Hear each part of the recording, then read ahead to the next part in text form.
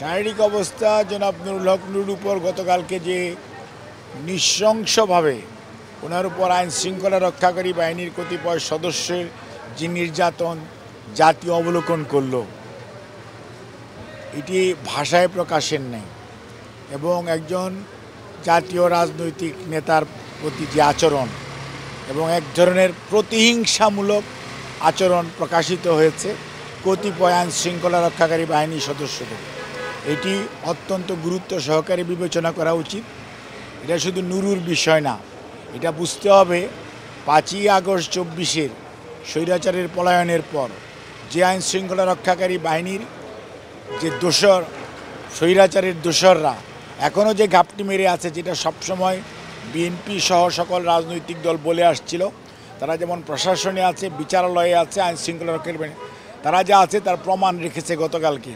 এবং এইটি একটি অশ্বিনী সংকেত বাংলাদেশের গণতন্ত্রকে সুদূর পরাহত করার দেশীয় এবং আন্তর্জাতিক চক্রান্তের অংশ।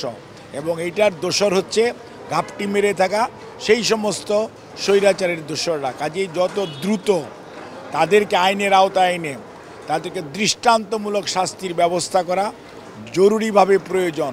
ওই লাল গেঞ্জি আপনার না আমার না সেটা আমাদের জানার দরকার নাই। লাল গেঞ্জি আপনাদের সাথে ছিল, দয়া করে খুঁজে বের করেন, আইনের আওতায় নেন।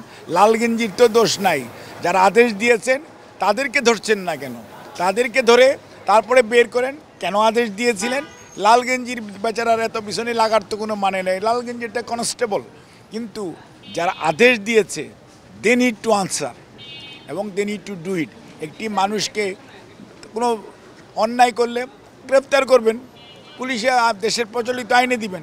সেটি না করে আপনি যেভাবে করেছেন, এটা স্বৈরাচারের অবস্থাকালীন সময় গুম করতেন, তারপরে গুলি করে মেরে ফেলতেন, অনেকে পঙ্গু করে ফেলেছেন, চোখে গুলি করেছেন, পায়ে গুলি করেছেন, তারই বহিঃপ্রকাশ ঘটিয়েছেন গতকালকে। কাজে এইটি কোনো অবস্থাতেই সমর্থনযোগ্য নয়। এটার বিচার ডেফিনেটলি এই তত্ত্বাবধায়ক সরকারের দায়িত্ব হচ্ছে এটার বিচার করা। আর নুরু সহ নয়, ওখানে যারা আহত হয়েছে সবার সুচিকিৎসার ব্যবস্থা করা এবং যারা ষড়যন্ত্র করছে ষড়যন্ত্রকারী পিছনের লোকগুলোকে খুঁজে বের করে তাদের মুখোশ উন্মোচিত করা প্রয়োজন।